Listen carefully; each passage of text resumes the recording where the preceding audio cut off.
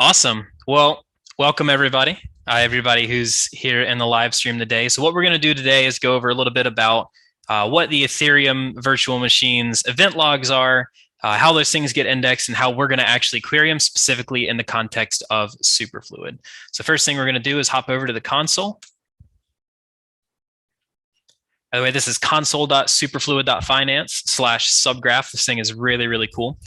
But what we're basically going to do here, right, is whenever there are state updates to the Ethereum virtual machine or the EVM, there are usually some sort of event to accompany that, right? And in Superfluid's case, there are things like when an agreement is created, when a flow is created, or maybe when a transfer happens, something happens with a super token, right? So all of these things, they show up in event logs, but if you've ever seen them on something like Etherscan or Polygon Scan, it's usually just a big hex dump. It's not very helpful unless you really know what you're doing. So what the Graph did was they came along and built basically these indexers that would index these events for you. And they exposed what's called a GraphQL API. Now, GraphQL is basically just a very straightforward, minimal syntax query language to basically pull data from these things, right? In a very descriptive way. So what we can do here on the Superfluid subgraph is we can basically choose any of these things that we want. Let's start with, let's say, an account. Actually, let's see, well, what networks do we have?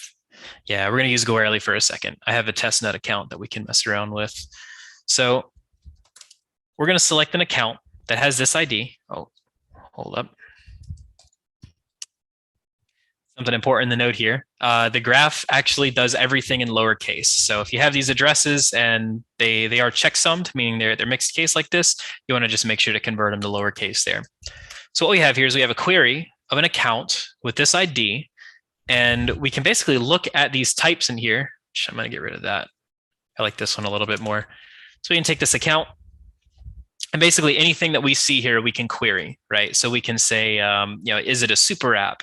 Does it have inflows? Does it have outflows, subscriptions, indexes, all these kinds of things, right? So what we can do here is we'll go ahead and create a query for flows. We'll start with inflows. And let's actually limit it to the first two, just for the sake of keeping it short. So we'll see the inflows is of type stream, or a list of streams. And then each stream has their own set of types here. So you can see like this is structured kind of like a JavaScript object, somewhat loosely. So very simple, straightforward syntax on this. But what we can do with this inflow is we can take, let's say, a token ID. And this is the address of the token. Actually, let's give it the name too, so we can see what's going on. We have a token.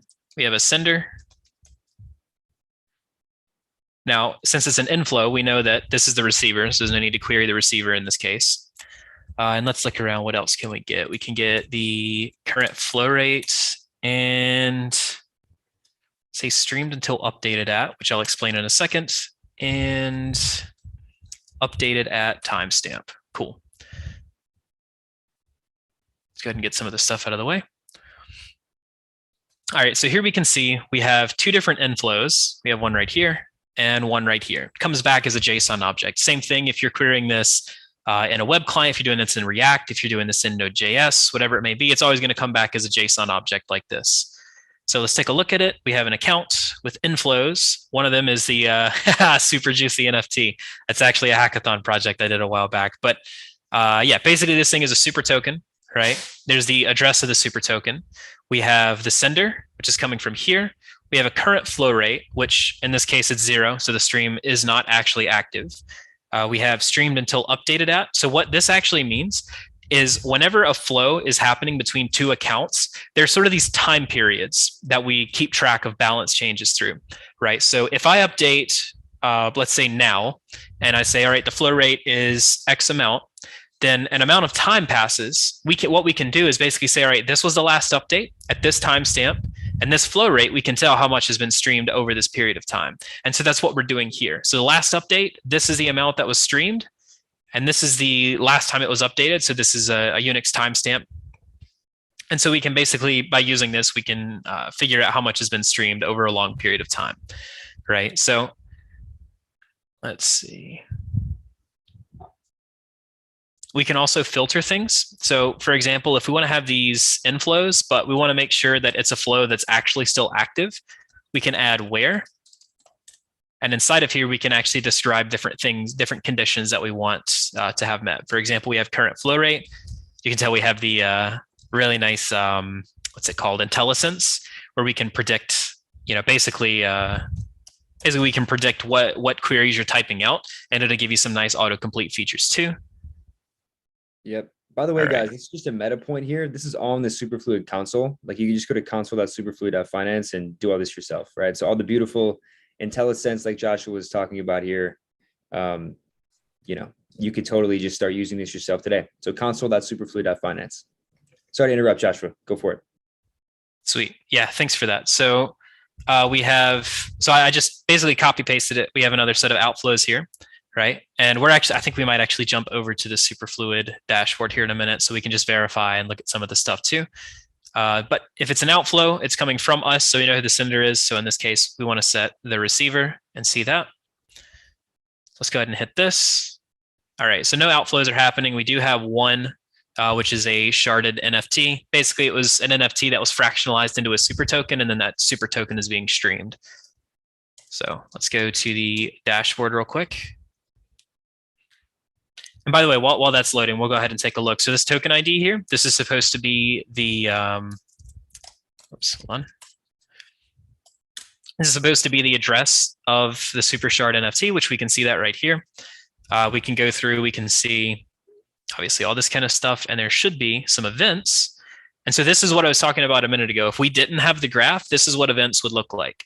Right. This is not a very pretty site. It's not very easy to pour through these things. There are ways to go through it, and I've written tutorials on these in the past, but again, these are not very fun to pour through. So the graph is definitely an easier way to do that. So if we go ahead and take a look here, we actually have this stream happening right here, and it's happening from this right here. Let's see. Yeah, so it looks like this is an account that's doing the streaming, right? And if we look, is there an easy way to grab the address from the dashboard? Let's see. If you add to MetaMask and if you want Explorer, you can see it. Gotcha. Yeah, I think this should be it here. Yeah. Sweet. Yeah, and there it is. So everything seems to match up, which if I'm not mistaken, the Superfluid dashboard just uses the graph in the background anyway. So it's going to be getting the same data there. So this is just a very basic account query, right? But you can see how we can build on this over time and get more and more detailed information. Like we could basically pull, every bit of information off of this account if we really wanted to pour through it and dig through it like this. So what we're going to do is we're actually going to take a look at a ricochet market. Now, if you don't know what ricochet is, basically these guys are doing per second dollar cost averaging. You stream a token in, and they actually give you the other token out incrementally. So you stream in, for example, USDC, and then you get back something like Ether or wrapped Bitcoin or something like this. And so this right here is actually one of the ricochet markets. So we just take a look. We'll go ahead and close out some of that stuff. So we'll see is super app, and just querying this. Oh, hold on. By the way, Mike N from Ricochet, aka Shepherd Blue, is in the chat. Thank you for attending. We'll show off some Ricochet data here for you. Yeah, sweet. Yeah, welcome to the stream, man. Good to have you here. So here we have a really quick query, just a very simple: is this or is this not a super app? Obviously, it is listed as true. So let's go ahead and take a look in here. Now, let's see. If I'm not mistaken, this is the launch pad, which means basically it's their own market that they've set up here where people stream in USDC, and then what gets streamed back out or what gets distributed back out is the actual Ricochet token itself. So we can assume that there's some inflows. We'll just say first 3 for right now. And we're going to want to get the current flow rate. Let's get the account. Oops, no, not account. Sender. So we'll get the sender ID. And let's get, we don't really need anything else. This is just a way to visualize really quickly what's going on with this thing, right? So we can see, now by the way, we switched over to Polygon Network. So this is actually like on, in production, this is what we have going on out here. So we have a handful of addresses, right? They're streaming, at various flow rates, right? And so what we can do with this is once we have this information, like I said, it comes back as a JSON object. So we can actually handle this in basically any client out there. Different languages and different libraries handle these in different ways. But one of the really big ones, and the one that we're actually going to take a look at today, is Apollo client. So these guys were focusing on React. I think they have a few other things as well, like a few different packages for different frameworks, but really these guys are just focusing on React for the most part. Now, I'm not going to go over everything about setting up Apollo client. This is something that, their documentation is really, really good. So if you have any questions about this, you can always refer to that. But just briefly, we have an Apollo client object that we're creating with the Polygon Superfluid subgraph, and we're creating an in-memory cache, right? And so what we're doing is basically passing that into the app at the root level, and anything below that. So, for example, our chart, which is what we're going to be working with, I'll get into in a second. They can basically access this client information inside of there. Now, specifically, what we're going to be doing in this chart is we're going to run a GraphQL query, and we're going to get one of three things back. We're going to get either the fact that it's loading. It's going to give us some sort of loading information, right? So if it is loading, we can just, well, we're not doing anything fancy with this, obviously. So we can just say, hey, this is loading. If there's some sort of error, we can go ahead and return that. I think I'm actually going to go ahead and put the console log of the error in here. That way we know if there is some sort of error, we'll be able to see it in the dev tools, no problem. And then the last one is going to be some data. Now this data is going to come back as an Apollo client object, and it's going to have the result of this. Now, in our case, we're just using JSON, or we're getting JSON back from the console. But in this case, they're actually going to basically create some JavaScript objects for us to use, which is going to be really, really cool. So what we're passing into this is if we have some sort of variables, in this case, we're going to look at account and index ID, which I'll explain the index ID in a second. And then we're going to basically have some sort of query. Now, I have it set as a constant. It's called index query. So we're going to write some GraphQL in here in a second. But specifically, this index ID is actually the ID of an index that this market has created. So under the hood, getting a little bit of a sneak peek of what's happening under the hood of Ricochet, especially the Launchpad, is people stream in using the constant flow agreement, which means I create a stream from my account to the super app, and then the super app reacts to that by issuing what's called shares of an index. Now, this index, it comes from the instant distribution agreement, or the IDA v1. And basically what it is I get a certain amount of shares, and so does everybody else that's streaming in. So while we all have shares, whenever a single distribution is called, it's actually going to distribute tokens out to every single address. And it's going to do this in a single transaction and without looping over every address, which is really, really cool stuff. So this right here is the index ID. We can take a look at this in here. Whoops. So this is going to be an index where the index ID is this. Now, just briefly taking a look at this, an index is unique on three things. It's unique by the publisher, the token that the IDA is happening on, and the actual index ID itself. This is a uint32. So the ID is basically these three things concatenated together with hyphens separating them. Inside this index, let's go ahead and take a look at what that type is. So we can see some really, really cool stuff in here. We can see the index value. We can see total units. And again, I'll break this stuff down, swing it back around once we have this query built out. We have a token. Now we want to get some token information on here. We get the ID of the token. Again, that's the token address. We'll get the name, and we'll get the symbol. All right, so we have total units. We have the token. So the publisher should be this right here, which I guess we can do that for a quick sanity check, but obviously we're not going to put this in the final query. And let's take a look at some subscriptions. So what an index subscription is basically whenever I stream in to Ricochet and they give me shares back, those shares that are coming to me, that's part of a subscription. So I'm subscribing to their index or to their IDA.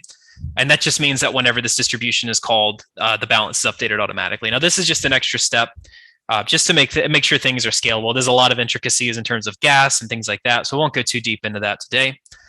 But yeah, so what we can do is take these subscriptions, and we're gonna just get like the first two for right now, because again, we'll do more of these obviously in the final query, but for now we're just getting a quick visual as to like what's happening here.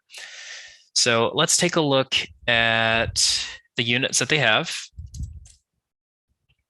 Let's look at total amount received until updated at. So this is the amount that they've received until the last update. And yeah, I think that looks good. Let's run that.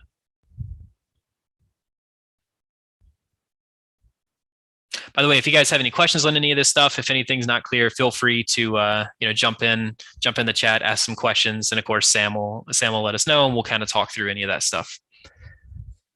So real quick, we have the index. Now we can see the ID is the address of the Super USDC token on Polygon. We have the publisher, which you can see that does match up properly here. We have the index value. So this is essentially the overall value of the index, right? So whenever shares are issued and the index value is updated, these are the effective distributions, right? It's a little complicated under the hood. We are actually having some IDA documentation coming out in a nice little library to wrap that stuff pretty soon. But here we can see in these subscriptions, now I only did first two, I might actually do first four. Okay, so you can see there are some that have 0 units. And basically what this is they started streaming at some point and then they closed that stream later. And so once that stream is closed, the units are no longer there, right? They still have their tokens, any tokens that they received, which I guess this guy closed it out before any distributions happened. But you can see even this one here, right? There were 0 units in it. So this means whoever this is, they closed their stream and they stopped, receiving extra tokens, but this is the amount that they received in the end. Now, remember, all these things are accounting for 18 decimals, right? Because of, the token system in Ethereum. What we can see here, so these units, this must have actually just popped up very recently because they haven't received anything yet. Here we have some units and some total amount received. This is actually really cool. This is a very diverse range of subscribers that we can kind of take a look at here. So yeah, what I think we're going to do, let me see if I can, we do have subscriber. Yeah, so this way we can get some addresses in here too. Oh, we get a null address thing there. But here we have, let's see. Yeah, so these are the different subscriber accounts, right? So what we're going to do in our UI is we're basically going to take a query very similar to this, which I guess we can actually go ahead and just pull all of that.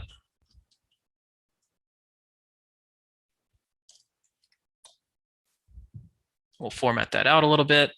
Obviously, we're not going to leave this huge thing in here. We're actually going to use variables. So this is a really cool addition to GraphQL that makes this a lot more usable, a lot more modular. So what we can do here is we can basically say we want to add some sort of variable. Let's call it index ID. And we use a $sign to reference that. And we can in here say, I believe it's like this, and then we'll declare the type as ID. We'll double check that. We'll find out whenever the query runs if there's any issue with that, but I do believe that is how we're going to run that. Let's go ahead and clean that up. Yeah, so as you can see, same thing that it was in the console. We're going to run a query on an index whose ID is this right here. We're going to get back a token. We want the ID, name, and symbol of the token. We want the publisher's ID, which is the publisher address. We want the index value, total units, and the subscriptions. Now, we're going to make a modification to this, and we're going to say first 1,000, right? Now, chances are there aren't 1,000 subscribers in this instance, but the reason we want to do this is because the graph actually has a hard limit on how many results can be returned in a single query. In the graph's case, it's specifically 1,000, or I think maybe it's specifically in the Superfluid instance. Either way, it's exactly 1,000 that can ever come back. Now, there is a sort of issue where if you don't specify this, and there are quite a few of them, you might actually get less back than there actually are. So this is sort of a way to create a safety net here, right? Make sure that we get all of them no matter what. Now, in this case, we're just going to run a single query, very simple, straightforward stuff. But of course, if you ever wanted to, let's say, run some sort of query that you would assume has maybe 30,000 results, there are ways to do pagination as well. So we can actually we can iterate through that and basically pull all the data that we need to. Now, there's a lot more that goes into that, with like ordering and things like that. But again, we're not going to go too much into that right now. So let's go ahead and for anything else, we're actually just going to console log the data.data. So data.data is basically just where the data is going to exist that comes back if we do get data back. So let's go ahead and run yarn start, and we'll kick this thing off.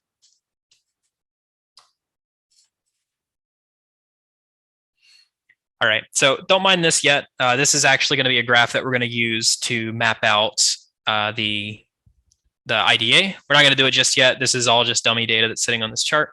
But let's go ahead and take a look real quick, see what's going on. All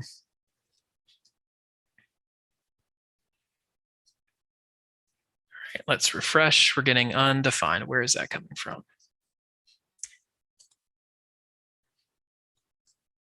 There we go. Okay. Oh, wow, we don't have to do data.data anymore. That's really nice. They must have updated that.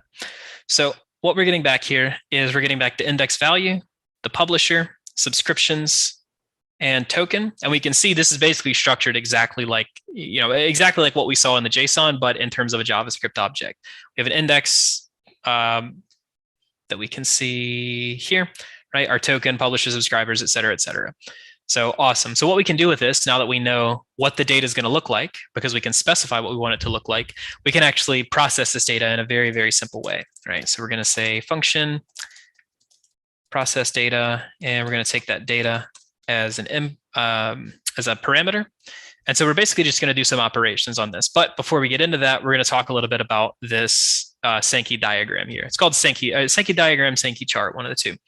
But basically what this does is you can map a single node. In this case, this is going to be our publisher.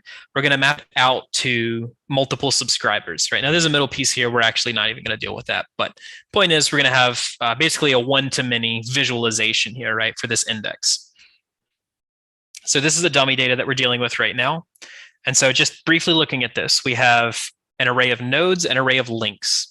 The nodes are these big blue lines here, right? We have visit, we have page click, we have lost, right? And so we can see like these are the different things here. But what we're doing whenever we link these things together is we have this array of links. We have a source, which is the index of the node where it comes from. We have the target, which is where it's going. And then we have the value, which is basically it determines the width of this here, right? So basically what we want to do is have the publisher address here, subscriber addresses here, and then whatever their individual units are, we're going to have it in here, right? So this is basically the shape of the data that we want this to end up being. I'm actually going to split this out so we can take a look at that.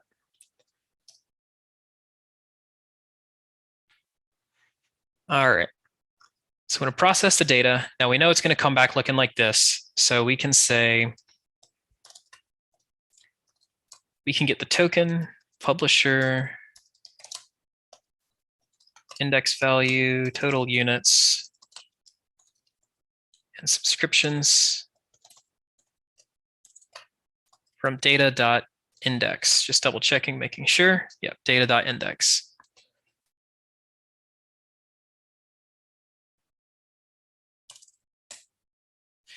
Cool.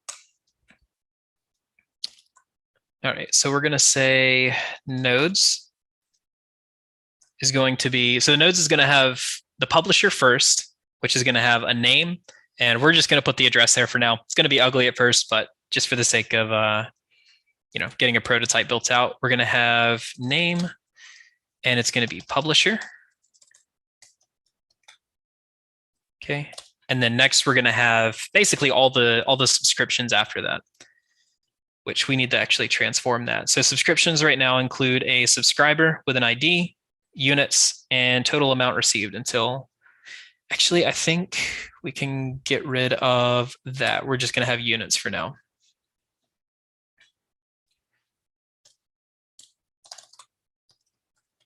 right, so we're going to have subscribers, or let's say subs, just to keep things short. So subscriptions. Now we're going to use map. We're basically just going to iterate over this entire thing. And what we're going to return is, let's see.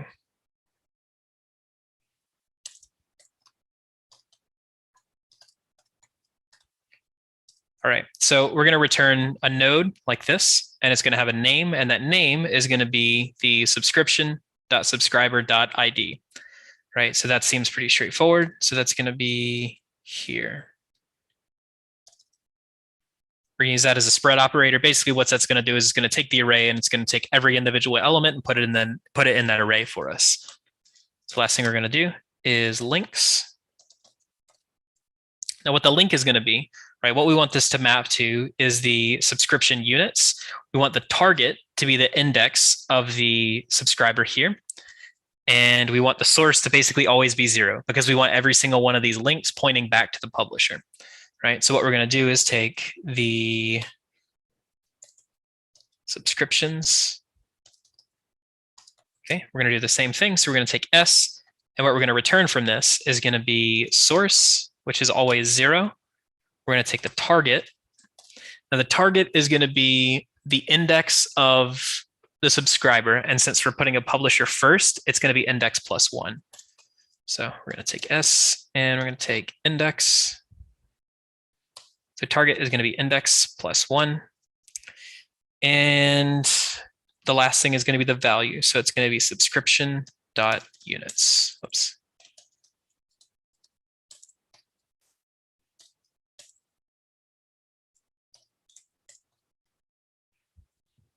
All right, now one more thing, this value is probably going to need to be a number. So let's go ahead and take that. We know it's going to come back as a string. We can see that here. This is going to come back as a string, so we'll just say to number. I believe we can use that. Double check.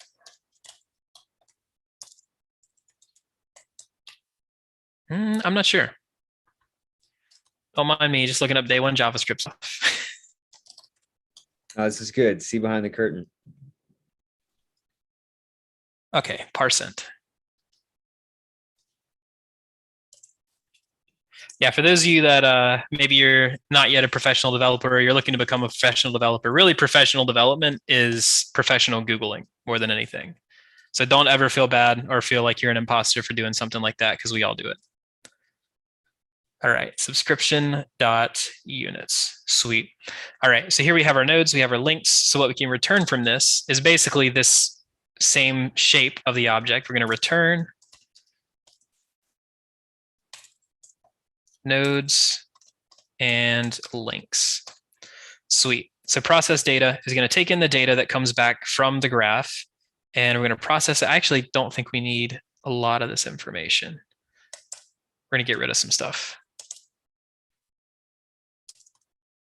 Yeah, we might use that later, but we're not going to use it right now.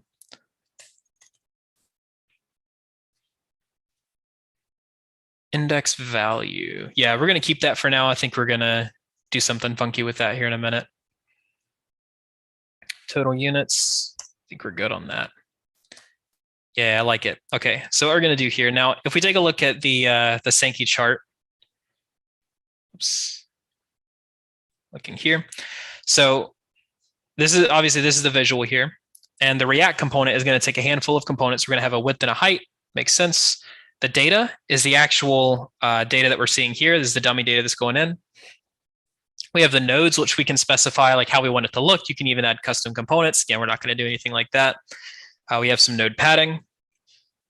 And then we have some margin and positioning and all that kind of stuff. And what we want the link to look like. We can actually color these links, do all kinds of cool stuff with them. But for now, we're going to say process data. And what that's going to do is return the object that we want. And let's take a look. All right, it crashed. I love it. Let's take a look. So not a number. All right, so first thing we're going to do, this is perfect because debugging is 90% of programming. That's right. So we're going to take a look at the nodes and the links. And let's see what we got.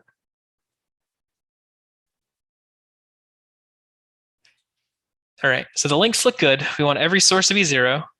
The indexes look good. Looks like the value is set to 0 here. Values look good here. So that seems to be fine. Let's take a look at the nodes. Well, that's not right. I see what it is. Okay, so what we did was right here, we're passing the entire publisher, which in this case is an object with a field on it called ID. So we want publisher.id. Okay, so that seems good, but we're still not getting a visual. Path attribute expected number. So it seems like somewhere it's expecting a number, but instead it's receiving something else. Let's see. So we have 5 nodes. Each of these are the names. Whoops. We're going to point back to a source, target, and value. Source, target, value in links. I wonder if 0 values don't work. That could be a cause. So what we'll do is update our query. So we're going to say subscriptions, but we want subscriptions where units are greater than 0. And remember, because these things are big numbers or big number objects, they're actually queried in GraphQL by a string. So we're going to run that, see if that helps. All right, it's looking good. Looks like that was it. So in this case, we have exactly 2 subscribers at the moment. Let's see. All right, cool. So we have the general idea down. Now let's take a look at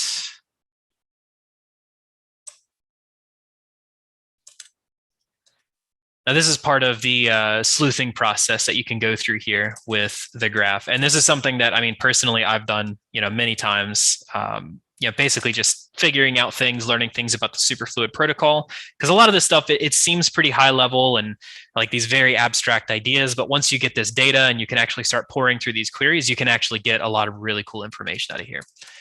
So we're going to say indexes. Let's not do where. Let's do order by. And let's see if we can do subscriptions. Let's see. That might work. Joshua, we have a note here from Michael again, who's watching. He says that he thinks there's 5 links in 4 nodes with 1 subscriber as the DAO, which is collecting a fee. Gotcha. Okay. Sweet. Yeah.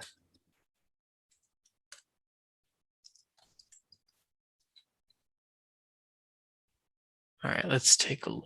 Ordering we can't order by subscriptions, unfortunate. All right, let's take a look at this index object, see what we can find.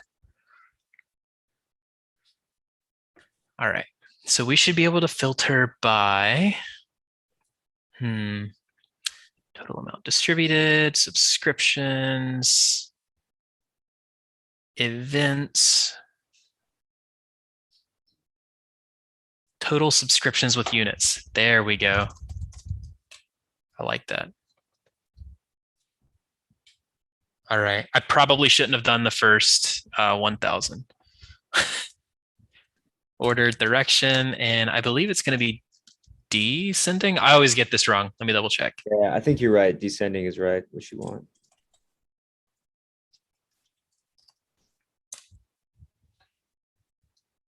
Let's see.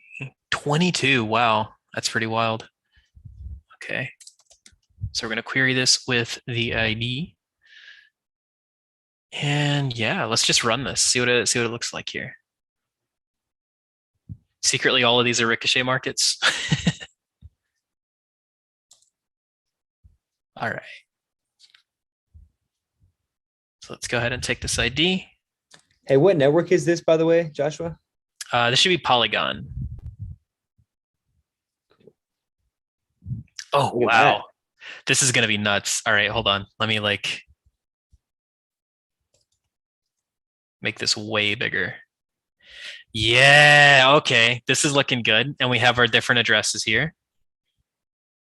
This is juicy. I'm curious who this is here. Hold on. Yeah, that's interesting. Let's see. First node is here. All right.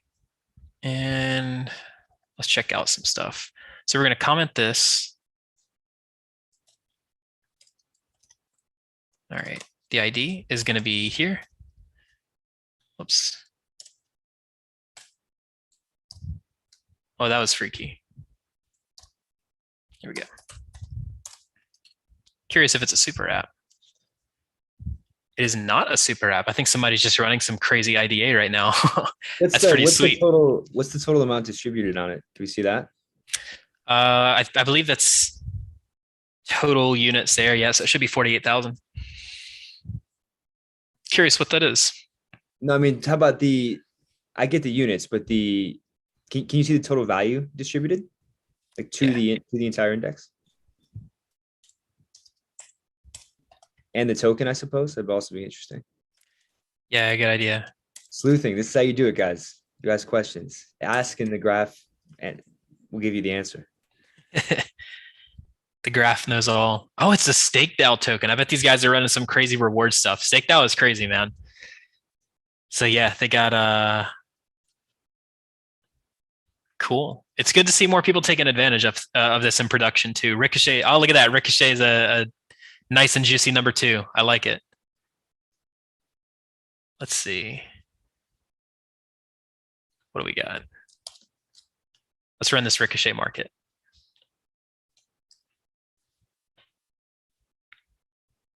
Nice. That's interesting. That's an interesting distribution. Yeah, I wonder what this is. Let me Yeah, it's got to be a market, right? Oh yeah, 100%. We just got to see what is going on here. So the index is this. This is actually the address, so we can actually go to Ricochet Exchange. We'll check out their network directory.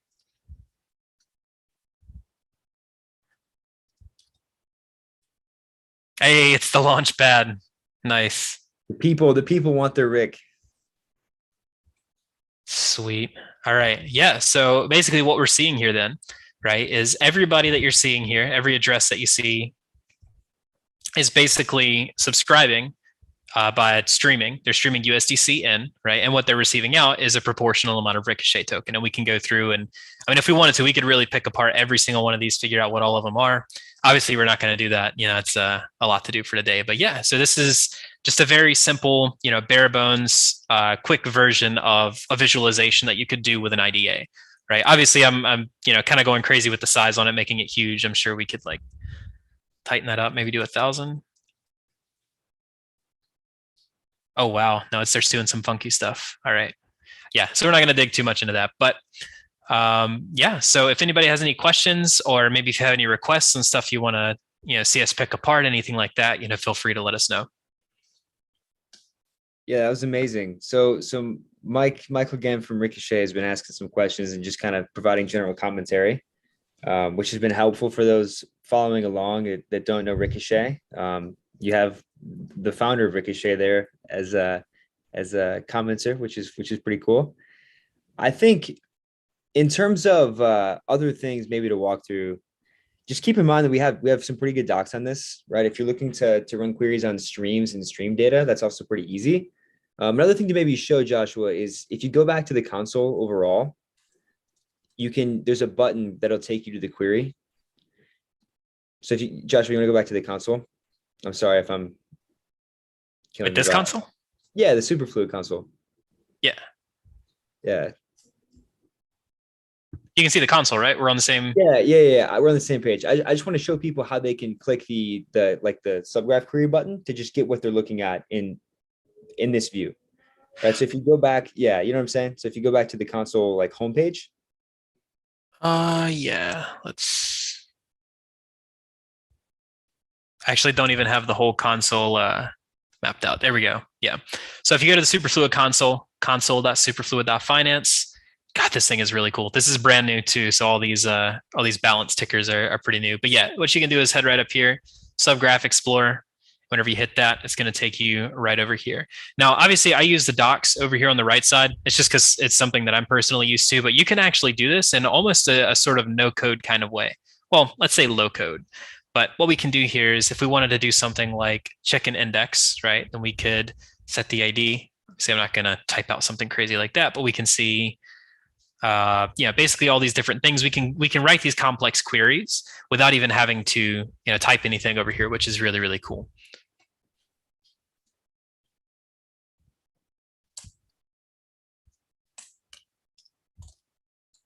There you go. Now you can write your query you wanted to write. There you go.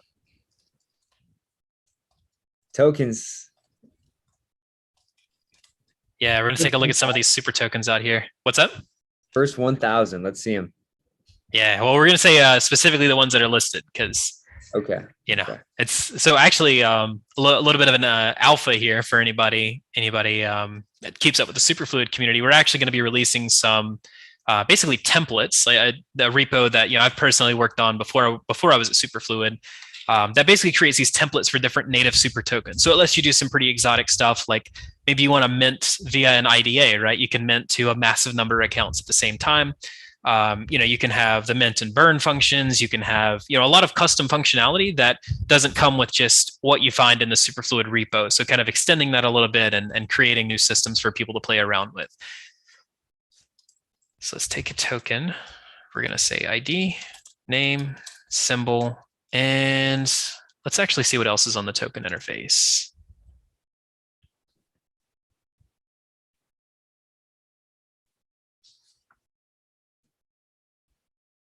There we go. All right, so we have an ID. We have created at timestamp, so we can see obviously when it was created. I don't know why they're actually indexing the decimals because literally every super token has 18. Oh, you know what it is? This can actually also index non-super tokens as well. So any underlying tokens can be handled here. Let's see, we have the name, the symbol is super token, is listed. Now, the listed bit is basically just if it's part of the resolver list. So if you create a token, let's say a custom token with your own custom functionality, there's actually a process of getting it listed so it shows up for everybody on the dashboard. And this is a way to, basically screen these tokens for right now as a way to basically make sure that there isn't any kind of funky stuff going on with them. Because under the hood, there's a lot of complex logic here. And there's just a handful of things that we want to make sure will function properly before we list it on the dashboard and things like that. Underlying address, yeah, we can take a look at it, see if there's any kind of token. Yeah. So for reference, there's two kinds of super tokens out there. There are native super tokens, which are basically tokens that are native to the Superfluid ecosystem. So you deploy this token and you can start streaming it immediately. Non-native super tokens, or most of the super tokens that are out there right now, are actually wrappers for an underlying token. So for example, USDC can't be streamed directly. It's an ERC20 token. Whereas what the super token is it wraps that and it gives you super USDC, and super USDC is what allows you to stream. Now, Superfluid was originally actually built for those kinds of super tokens as a way to interface with existing token infrastructure. This idea of native super tokens and creating them from the ground up as super tokens is actually a unexpected side effect here, but it's really, really cool to see. Like Ricochet, for example, the Ricochet token is a native token, so there's no upgrade downgrade process. It's just a matter of streaming.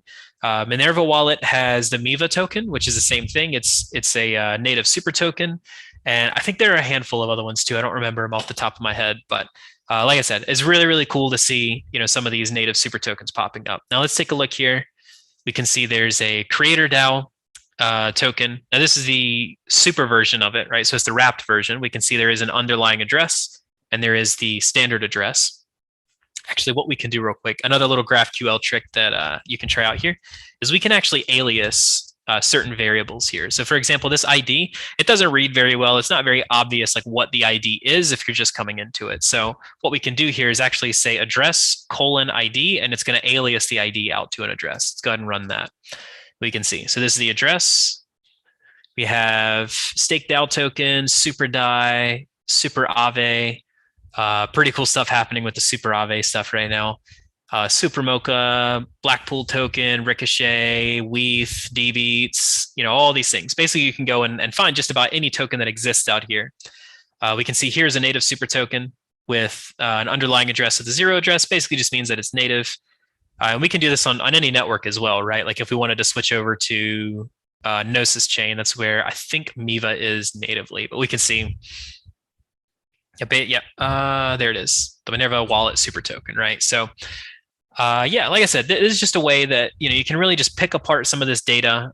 What is doing under the hood, right? Is any time that an event like this happens, like when a super token is created, this data is actually indexed through a graph node, right? And then they expose it on this public API that basically anybody can hit. Now, as far as I know, there aren't any kind of rate limits. I've never run any kind of issues with this. But I mean, this is a hosted service right now, right? So the graph network on Polygon is a hosted, provider kind of thing. So sometimes it is a little bit out of date. So if you ever run into issues on the console or on the Superfluid dashboard, for example, maybe something isn't syncing properly, chances are your transaction actually went through. It's just not showing up, on the graph yet, right? So just something to consider there. But yeah.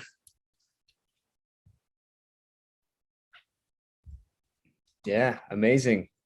Amazing. I think that was a phenomenal session on using the graph, man. I think people seem to, at least in the chat, seem to be excited and chatting a lot. And I think that was a pretty good overview. So is there anything else you want to cover before we wrap things up?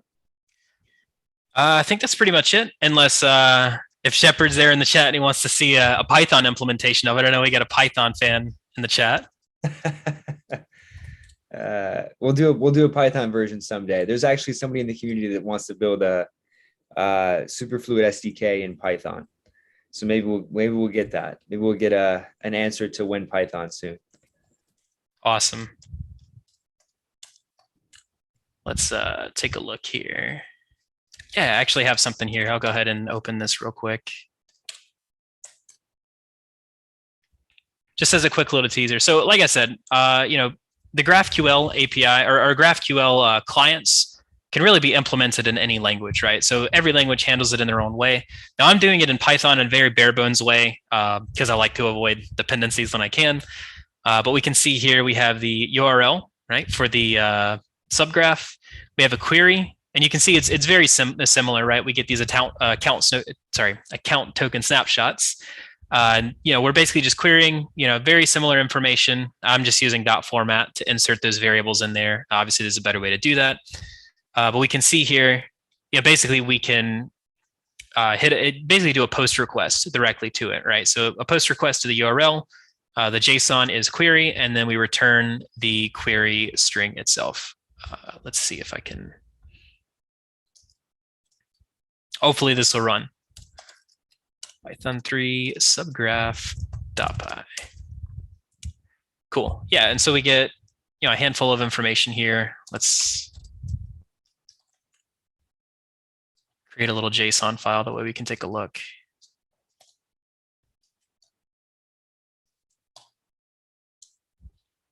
Let's see if we can get it to format. Oh, it's not wanting to format for me. That's unfortunate. There we go. All right. Yeah. And so basically we can go through, right? And like I said before, we're getting these JSON objects in here, right? And we're, we can basically run through this stuff by, the same way that you deal with Python dictionaries, right? I'm using the JSON.loads to get that. But yeah, so this is a quick and dirty implementation in Python. And like I said, you can write this stuff for everything. There are modules in Rust for it. There are modules in basically anything you can think of with this. So again, if you guys have any questions on this, if you want to see more stuff like this in the future, maybe have any recommendations on content, feel free to drop that down in the comments or come find us on the Superfluid Discord. Let us know what you thought about this. And thanks, guys. Yeah, thank you, guys. We'll end it here, but thanks for joining.